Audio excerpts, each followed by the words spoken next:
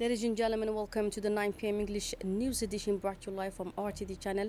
The top stories of tonight's are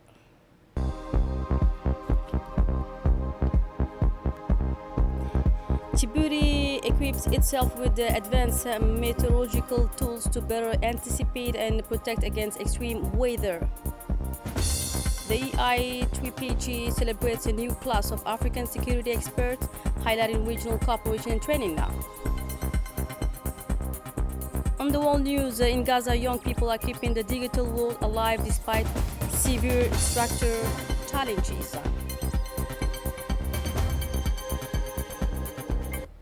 Those were the top stories. Welcome back in our newsroom. The president of the National Assembly, Dileita Mohamed Dileita, is leading the Djiboutian delegation to the East African Parliamentary Alliance on Food Security and Nutrition, currently convened in Addis Ababa, Ethiopia. This high-level participation underscored Djibouti's ongoing commitment to food security and nutrition, recognized as a key pillar of sustainable development, public health, and the well-being of population, both nationally and regionally. Taking the floor, the president of the National Assembly of Djibouti, Dileita Mohamed Dileita, expressed his honor at addressing the high-level event on nutrition. Let's hear it from him. Malgré les progrès accomplis, notre continent continue de faire face à des défis majeurs. It is a great honor for me to speak at this high-level event dedicated to nutrition. I would like to thank the Food and Agriculture Organization of the United Nations, the African Union, the East African Community, the Intergovernmental Authority on Development, and the East African Parliamentary Alliance for Food Security and Nutrition for the excellent organizations of this meeting. Nutrition is central to human dignity, public health, and sustainable development. It is also a fundamental pillar of food security, understood as access at all times to sufficient, safe, nutritious, and culturally acceptable food. Yet, despite the progress made, our continent continues to face major challenges: malnutrition in all its forms, stunting in children, anemia in women, and the double burdens of undernutrition and overweight. In Djibouti, we are fully aware of the fragility of our food systems in a context marked by our arid climate, the scarcity of natural resources, our heavy reliance of food imports, and our growing vulnerability to climate and economic shocks. These constraints directly affect the availability, accessibility, and stability of food, and consequently the nutritional status of our population. It is in this spirit that the Parliamentary Alliance of Djibouti initiated a parliamentary caravan to assess and observe the current state of agricultural producer and the livestock sectors in the 5 regions of the Republic of Djibouti. Faced with these challenges, our country has undertaken several reforms and initiatives aimed at accelerating the transformation of agri-food systems, strengthening the resilience of livelihoods, and ensuring sustainable food and nutritional security for all, in line with the Sustainable Development Goals and African Continental Commitment. As a Speaker of the National Assembly, I wish to emphasize the fundamental role of the parliamentary institutions through the adoptions of laws, the allocations of budgetary resources, and the control of public actions. Parliament acts to make nutrition and food security genuine national priority. Let's come back now to the capital, where the Minister of Infrastructure and Equipment, Hassan Hamad Ibrahim, attended the official ceremony marking the deployment and integration of the state-of-the-art equipment featuring advanced artificial intelligence solution applied to climate monitoring. This initiative is the result of collaboration between the National Meteorology Agency and the Shanghai Meteorological Service. This initiative tool is expected to significantly enhance the quality, reliability, and performance of meteorological data produced by a national meteorology agency. Its main objective is to enable an early warning system capable of forecasting heavy rainfall and flood risks 48 to 72 hours in advance, while also improving the tracking of recurrent drought episodes. Such enhanced anticipation will provide authorities with more effective tools to protect population and critical infrastructure. Another key component of this cooperation focus on developing a pool of highly skilled engineers and technicians specialized in the use and mastery of AI technologies applied to maritime and meteorology, a strategic sector for the country's future. And during the session, Minister Hassan Muhammad Ibrahim did not fail to highlight the significance of the new state-of-art meteorological equipment, stressing that it will greatly enhance the quality, reliability, and performance of the data produced by the National Meteorology Agency. He did not fail to note that the system will enable early warning for flood up to 48 to 72 hours in advance and improve monitoring of recurrent droughts, providing authorities with more effective tools to protect the population and critical infrastructure. The Minister of Infrastructure and Equipment also emphasized the importance of developing a skilled workforce of engineers and technicians specialized in AI applied to meteorology, underlining that the combination of qualified staff and advanced equipment will significantly boost the efficiency, reliability, and competitiveness of national port services. He finally stated that this effort will strengthen Djibouti's position as a leading regional logistics and port hub.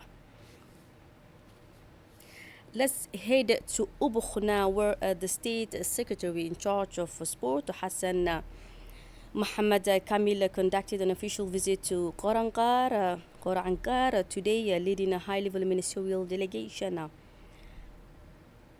Let's be reminded the delegation included the Secretary General of the Department of Sport, Khadija Ibrahim, the Director of Regions, Omar Hassan Abdullahi, and the Deputy Director General for the National Agency for the Promotion of Sport, Ahmed Ali. The visit was part of the inauguration ceremony for the new multi-sport platform in Qorangar, as well as newly constructed administrative offices intended to benefit the local population. And upon arrival, the state secretary in charge of sport and his delegation were warmly received by the prefect of the region, Musaadan Migane, the president of the regional council, Mohamed Hamed, the sub-prefect of Qorangar, Ali Hamed, and a highly engaged local community. Following the ribbon cutting and unveiling of the commemorative plaque, the state secretary in charge of sport toured the two new buildings before inspecting the multi-sport platform, now equipped with the lighting for evening use. To mark the occasion, a friendly petanque match was organized, in which the state secretary personally participated, contributing to a lively and popular atmosphere.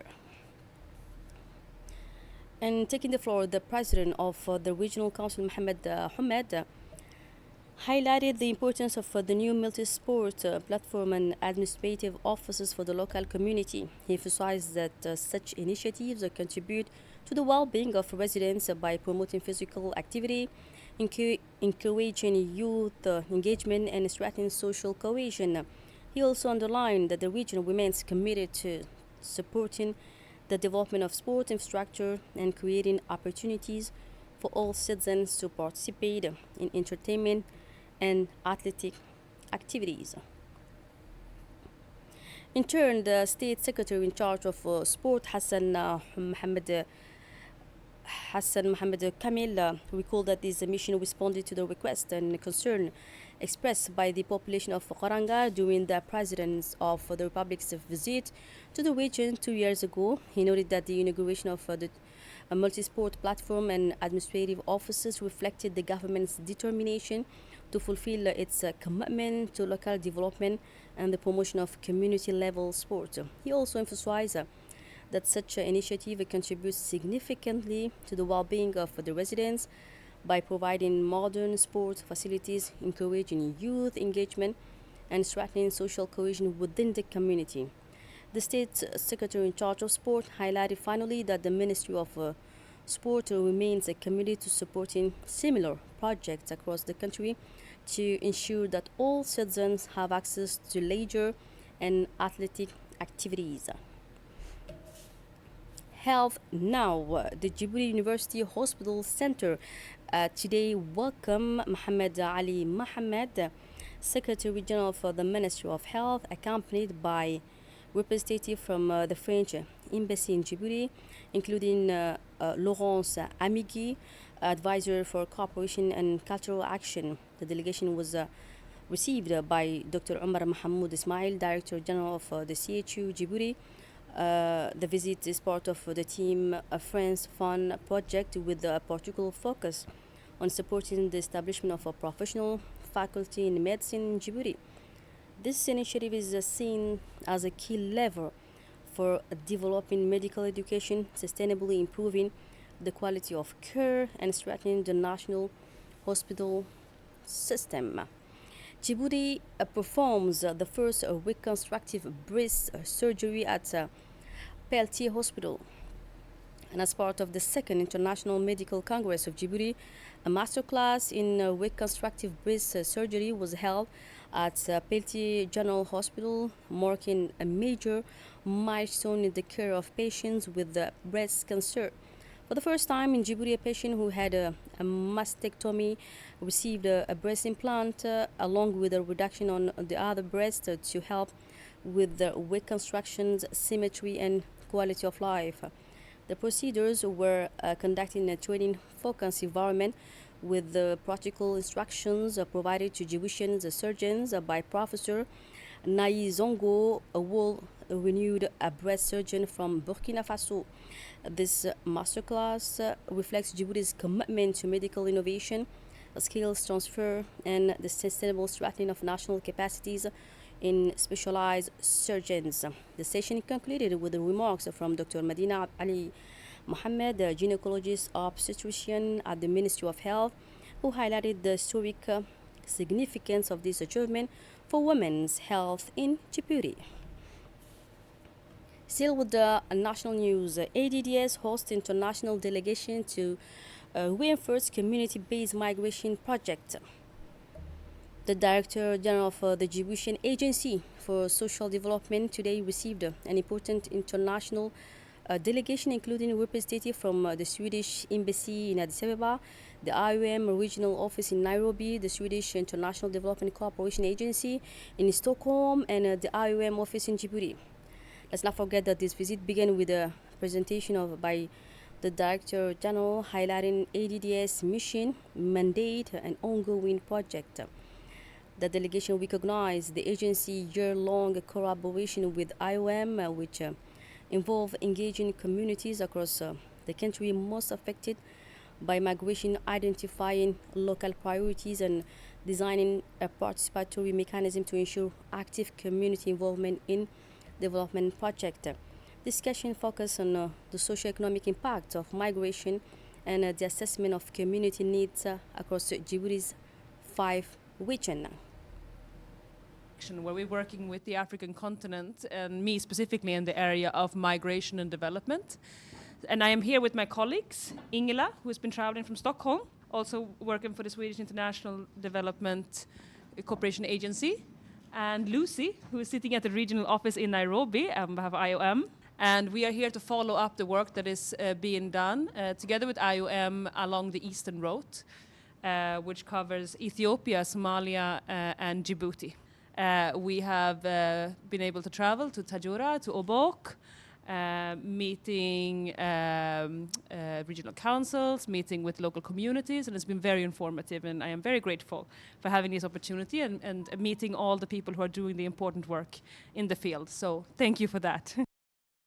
Other news, a graduation ceremony took place at the International School for Advanced Practices in Judicial Police at PK23. The event held at the Lieutenant Colonel Hoj Roble Idli Conference Center within the CICM was presided over by the Attorney General Lamis Mohammed Said, marking the joint completion of the international training programs for investigations directors and identification technicians. The colorful ceremony was saw the participation of the French ambassador to Djibouti, the prefect of Arta region, the president of Arta Regional Council, the director general of DPCR, the deputy attorney general, the chief of staff of the National Gendarmerie, the colonel of the Coast Guard, a representative from the National Police and National Security attaché from the French and Turkish embassies, as well as numerous officers from the Gendarmerie, Police, and Coast Guard. All three participants from 20 countries across Africa and the Indian Ocean received their diplomats and insignia from the officials following the presentation. Trainees and dignitaries posed for the traditional group photo. Colonel Zakaria Hassan Adam did not fail to congratulate the trainees on their outstanding performance, presenting each of them with a gift and wishing them a safe return to their respective countries. And during the ceremony, both the Attorney General and other officials emphasized the importance of the EI3PG in enhancing professional knowledge and fostering closer ties between nations in Africa. They also thanked the authorities for attending the event despite their busy schedules. The school commander, Captain Hussein Ahmed Amin, highlighted the intensity of the training programs and the trainees' dedication. He also underscored the EA3PG's crucial role in the professional development of security staff from Djibouti's partner countries, while expressing gratitude to local and international partners contributing to the school's curriculum and instructions. In her closing remarks, the Attorney General reminded participants of the exemplary conduct expected of security professionals in their daily work. Taking the floor, the presidents of the two training cohorts, the investigation directors and identification technician programs, took turns addressing the audience. They summarized the content and structure of the respective courses, noting that the TIC program had lasted 8 weeks, while the DE program had spanned 5 weeks. They highlight the intensity of the training, the practical skills acquired, and the knowledge gained, emphasizing how the program had prepared them to perform effectively in their professional roles. They also express their gratitude to the instructors, the school administration, and the international partners for their guidance and support. Noted that the experience had not only strengthened their technical competencies, but also fostered collaboration and mutual understanding among participants from different countries.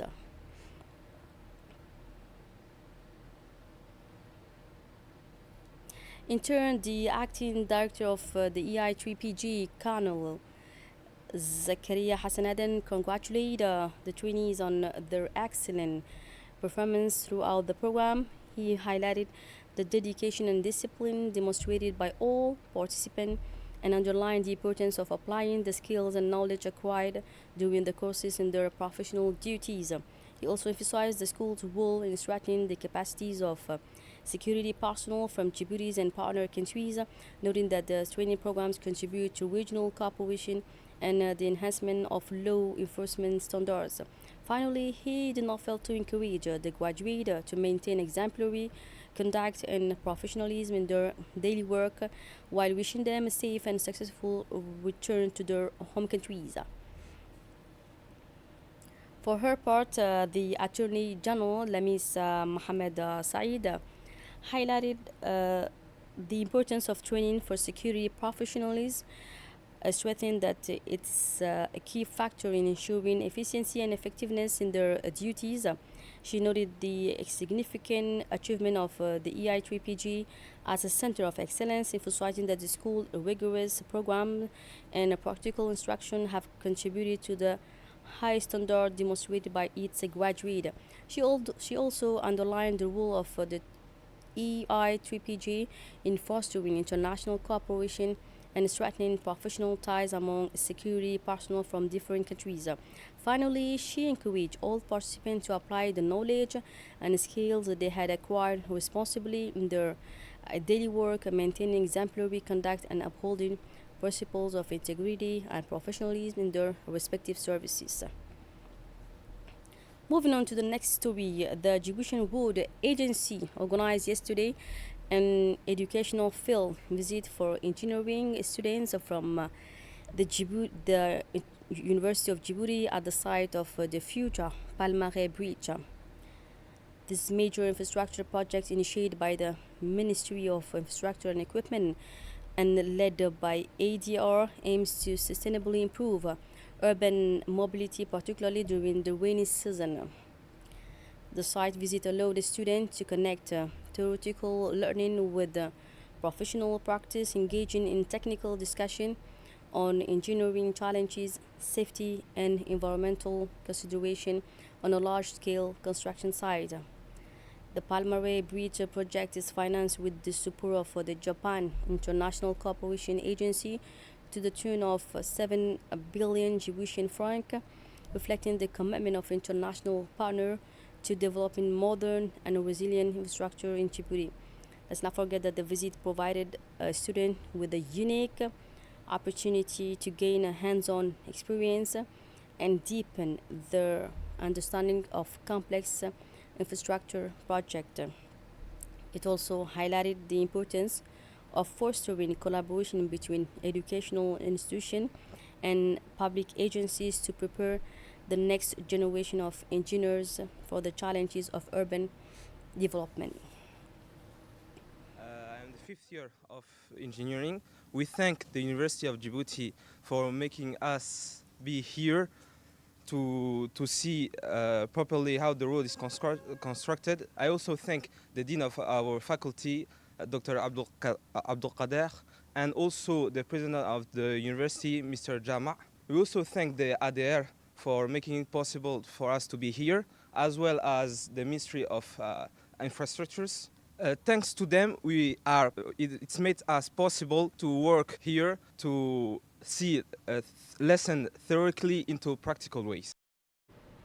Let's head to Tajura now, where in the sub-prefecture of Rwanda, the official launch of the Moral Falfa project took place yesterday at the Dai Hydroponic Farm, marking a new step towards sustainable livestock farming in the region. The president of Tajura Regional Council, Omar Hussein, planted the first cuttings of Moral Falfa, an innovative and promising forage plant aimed at improving livestock development in the area. Moral Falfa is recognized for its drought resistance, ease of cultivation, and exceptional yield, producing between 250 and 350 tons per hectare, and adapted perfectly to Djibouti's climatic conditions. Rich in protein, it offers sustainable solutions to enhance animal nutrition and strengthen the productivity of local livestock. The initiative continues the effort led by Omar Hussein and the regional council, including the introduction of the hydroponic agriculture and modern livestock practices aimed at modernizing farming technique and enhancing food security in the region. Since its inauguration by the President of the Republic in January 2023, the Dai hydroponic farm has expanded to include conventional cultivation of watermelon, melon, onions, and other fruits and vegetables, as well as a goat farm with more than 20 goats, including a healthy alpenbach. The introduction of Moral Falfa complements and strengthens this integrated agricultural ecosystem. The launch event saw active participation from the local community, demonstrating strong support and collaboration. The Uqals, alongside the women of the Dai Forest, gave a warm and enthusiastic welcome to the initiative, highlighting the crucial role of community involvement in the success of rural development project. In turn, the president of the Tajura Regional Council, Omar Hussein, explained that the visit took place at the Dai hydroponic farm, which had been inaugurated by the President of the Republic. He stated that the farm was now being used to support livestock feeding, highlighting that high yield forage had been imported, capable of producing 300 to 500 tons per hectare under optimal conditions, and expressed hope that at least the minimum production targets will be achieved. He added that this forage will allow local farmers and their livestock to have immediate access to essential feed on site. He emphasized that the forage accounts for 80% of livestock nutrition, with the remainder provided through supplementary feed, which the farm will help supply. President Omar Hussein urged livestock farmers across the country to consult with the regional council in order to benefit from this expertise available at the forum, including the guidance of international agronomists working on the project. Turning now to the international scene, Morocco wins the Arab Cup. The Moroccan national football teams had been crowned Arab Cup champions for the second time in its history, defeating Jordan 3-2 in the final on Thursday at Lusail Stadium in Doha. Mohamed Aden tells us more. Morocco crowned Arab Cup champions after a thrilling final against Jordan. The Moroccan national football team won the Arab Cup for the second time in its history, following a spectacular 3-2 victory over Jordan on Thursday in the final of the competitions held at Lusail Stadium in Doha, Qatar. The match took place before a large and prestigious crowd, including the Emir of Qatar, Sheikh Tamim bin Hamad Al Thani, the president of FIFA, Gianni Infantino. The Atlas Lions quickly took the leads thanks to an exceptional goal by Oussama Tanan in the fourth minute. A magnificent strike from midfield. After the break, the Jordanian team turned the title. Ali Ulwan first equalized in the 48th minute before scoring the second goal from the penalty spot in the 68th minute. But Morocco managed to snatch an equalizer in the dying moment of the match through veteran substitute Abdelrazak Hamdallah, 87th minute, forcing the game into the extra times after 2-2 draw at the end of the regulation time. With this second title, the Moroccan national team joins Saudi Arabia in second place among the most successful nations in the Arab Cup, behind Iraq, the record holders with 4 titles. This triumph also provided a significant psychological boost for Moroccan football as the Africa Cup of Nations approaches, with the kingdoms is preparing to host on its own soil starting next Sunday. In Gaza now, a group of young Palestinians is working tirelessly to preserve the local digital ecosystem despite severe electricity shortages, report. As a young Palestinian keep the digital world alive despite shortages and the collapse of communication in a context marked by severe electricity shortage, damaged electronic equipment, and severely degraded internet access, a group of young Palestinians in the Gaza Strip continues their effort to preserve what remains of the local digital ecosystem, defying extremely difficult living and working conditions. These young people repair mobile phone and electronic devices, develop software, and undertake remote freelance work for clients abroad. Their work often depends on limited access to electricity or fuel, while unreliable internet connections significantly complicate the executions of their professional tasks. Despite the security and logistical challenges, these initiatives represent a vital source of income for many and a way to stay connected to the outside world in a region facing increasing digital isolation. Observers believe that these individuals' efforts demonstrate a remarkable capacity for resilience and adaptation, helping to maintain a minimum level of economic and technological activities amidst a particularly critical humanitarian situation. In Washington state now, heavy rainfall has caused the Green River in Kent, in Washington, to overflow, flooding streets and homes in Riverside neighborhoods. Local authorities have launched a safety operation and urged some residents to evacuate as a precaution while rescue teams assess the extent of the damage. These floods are part of a broader pattern of extreme weather affecting the Pacific Northwest. That's it for tonight news. Thanks for being with us and have a wonderful night.